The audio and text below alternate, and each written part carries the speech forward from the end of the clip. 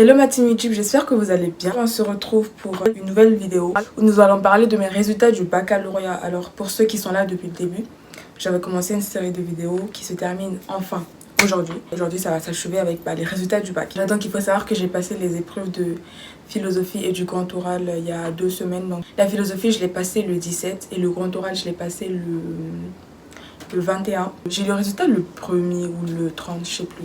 Mais bon, j'ai vu mes résultats en ligne avant d'aller au lycée pour prendre mon relevé de notes et tout. Dans l'ensemble, j'avais fait la vidéo et j'avais dit que dans l'ensemble, en fait, c'était bien passé. Il n'y avait pas eu de majeures complications. J'ai eu les résultats depuis, hein, mais après, j'avais trop la flemme de filmer. Genre, en fait, je prenais le temps de souffler, de rattraper toutes mes nuits blanches que j'ai fait. Parce que ce baccalauréat-là, ça n'a pas été si simple. Donc là, j'ai mon relevé de notes devant moi sur mon ordinateur. Je vais essayer de vous communiquer. Je ne vais pas rentrer dans les détails. Donc on avait des épreuves en terminale et aussi les épreuves qu'on a passées en première comptaient. Toutes les notes qu'on a eues, genre au début de l'année, genre le contrôle continu, en fait, c'est toutes les notes qu'on a eues, tous les contrôles qu'on a fait qui va compter pour le bac. Alors que d'habitude, c'est pas comme ça en fait. C'est juste les épreuves finales, genre philosophie et toutes les matières que vous allez passer qui seront à la fin comptabilisées et pris en compte pour la note du bac. À l'écrit de français, j'ai eu 12. Et à l'oral aussi, j'ai eu 12. Je pense que français, c'était coefficient 10. La philosophie, je vous parlais tellement de mes galères en philosophie. Je vous avais dit tellement à quel point la philosophie, je galérais. Mais j'ai eu 13. J'étais trop choquée. C'est-à-dire que durant toute l'année, je n'ai jamais dépassé le seuil de 10. Et au baccalauréat, j'ai eu 13. Et vu qu'on prenait la meilleure moyenne, moi, on a pris mon 13. On a pris en compte que mon 13. C'est-à-dire que s'il n'y avait pas cette option qui faisait qu'on prenait la meilleure des notes qu'on a eues entre le contrôle continu et l'épreuve finale, moi, c'est le 8 qui allait compter. C'est un 8 qui allait compter pour mon épreuve de philosophie. Et je ne savais pas si j'allais avoir le bac avec ça, en fait. Je sais même pas. Et je pense pas que j'allais avoir le bac avec ça. L'épreuve de terminale du grand oral, qui comptait pour coefficient 10, j'ai eu 11. Je ne m'attendais pas à avoir 16, mais 11, j'étais un peu choquée. Ce que j'ai fait, je méritais un peu plus. Genre 12, je sais pas. 12 et 11, c'est pareil. Mais bon, je pense que la note de philo, elle compense largement parce que quand j'avais fait mes stimulations de calcul pour voir combien j'allais avoir, j'avais mis 12 à l'oral, 10 en philo, donc j'ai fait l'inverse. C'est parfait, ça n'a rien changé. Il n'y avait que ces deux trucs-là. Et du coup, après, ils ont compté aussi l'histoire-géographie et les sciences politiques en contrôle continu. Donc les notes qu'on a eues là, ça va, j'ai eu des bonnes notes, j'ai eu 14 et tout. Et c'est ça en fait qui m'a permis de booster ma moyenne. Parce que vu que c'est coefficient 16, ça va vraiment compter, c'est littéralement le double de la philo. La philo c'est juste coefficient 8. Qui m'a permis d'avoir 739 points aux épreuves terminales. Alors, il y a aussi les épreuves communes, genre les EC3 ou les E3C, je sais pas, les E3C. Là-bas, j'ai pas eu de bonne note. Histoire-géographie, j'ai eu une très sale note. Je vais pas la dire parce que j'ai trop honte de moi. C'était coefficient 5,5. J'ai pas eu une bonne note. Et en fait, ils ont aussi compté les notes de cette année. Cette année, j'ai eu de bonnes notes, j'ai eu 13. Langue vivante B, espagnol, ils ont compté. L'année dernière, j'ai eu 16. Cette année, j'ai eu 16,30. Ah non, anglais. L'année dernière, j'ai eu 16 et cette année, j'ai eu 16,30. Langue vivante B, espagnol, l'année dernière, j'ai eu 10,5. Cette année, j'ai eu 12,60. Ça a boosté en fait. En fait, l'année de terminale, j'avais décidé de ne pas avoir de sale note. Donc, j'ai bossé, je me suis donné au maximum et en fait, c'est passé. Enseignement scientifique, on n'en parle même pas. Genre, la spécialité qu'on avait abandonnée parce que vu qu'il y a eu la nouvelle réforme, en classe de terminale, en classe de première, il fallait abandonner une spécialité parmi les 3. Et donc moi, j'avais aussi langue, littérature et culture étrangère en plus. Donc c'est ça que j'ai abandonné. Et du coup, quand on a fait l'épreuve finale, j'ai eu 14. Donc ça aussi, ça m'a aidé. En fait, le coefficient, il n'est pas mis là, mais bon. Pour la moyenne totale des EC3, j'ai eu 11,88 pour un coefficient de 30, ce qui m'a donné à peu près 357 points. L'évaluation chiffrée, en fait, je comprends rien.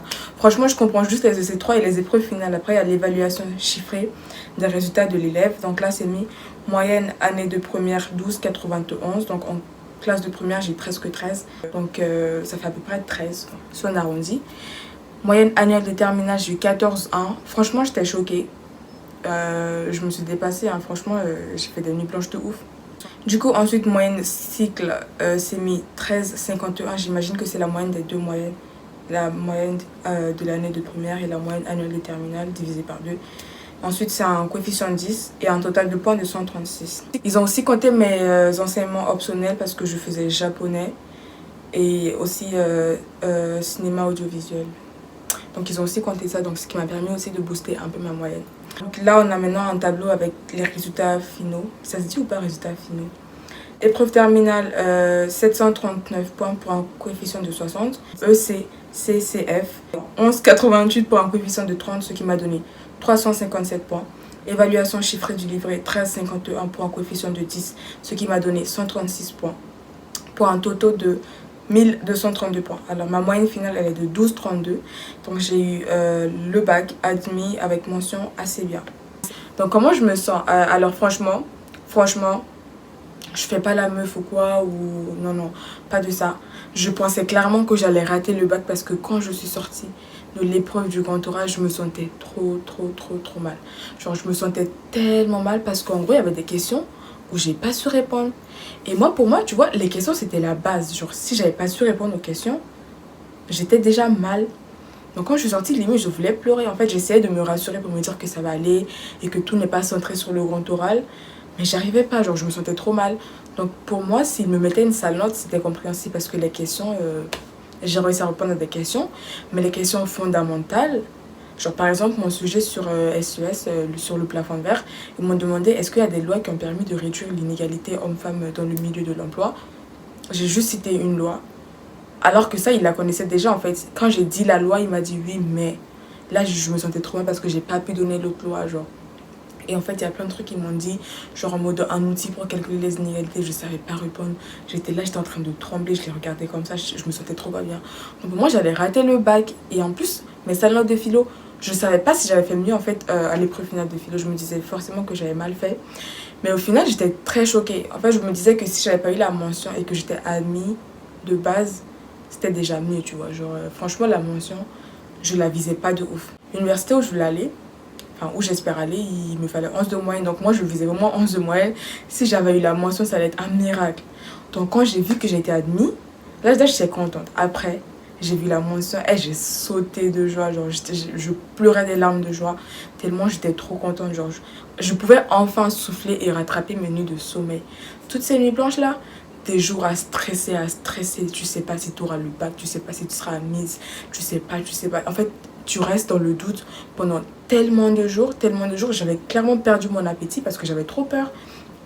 Quand j'ai vu mes résultats, je me suis dit, c'est enfin fini, je vais pouvoir quitter le lycée. Il y a des gens que je veux plus voir, il y a des têtes que je veux plus voir, il y a des gens que je veux plus côtoyer et c'est enfin. Heureusement que j'ai eu le bac, mais franchement c'est trop une fierté, tu vois. Genre c'est un truc qui s'accomplit. Donc là je suis trop fière de moi et voilà. Et je suis vraiment trop contente. Là, je ne monte pas parce que j'ai eu mes résultats, ça vaut combien? Ça vaut 4 jours, mais j'ai trop sauté, j'ai trop pleuré, tu vois. C'est un truc qui s'accomplit et je suis trop fière de moi, si on peut dire. Ma mère aussi, elle est contente, donc franchement, tout va bien. Donc c'est tout pour cette vidéo-là. N'hésitez pas à liker, à vous abonner, à me dire s'il y a des idées de vidéos, enfin s'il y a des vidéos que vous voulez voir sur ma chaîne. Et moi, je vais essayer de les tourner. Je pense que bientôt, je vais faire ma routine make-up parce qu'il y a trop de trucs qui ont changé. Donc les filles, si vous voulez, n'hésitez pas à me dire dans les commentaires. Donc voilà, au revoir.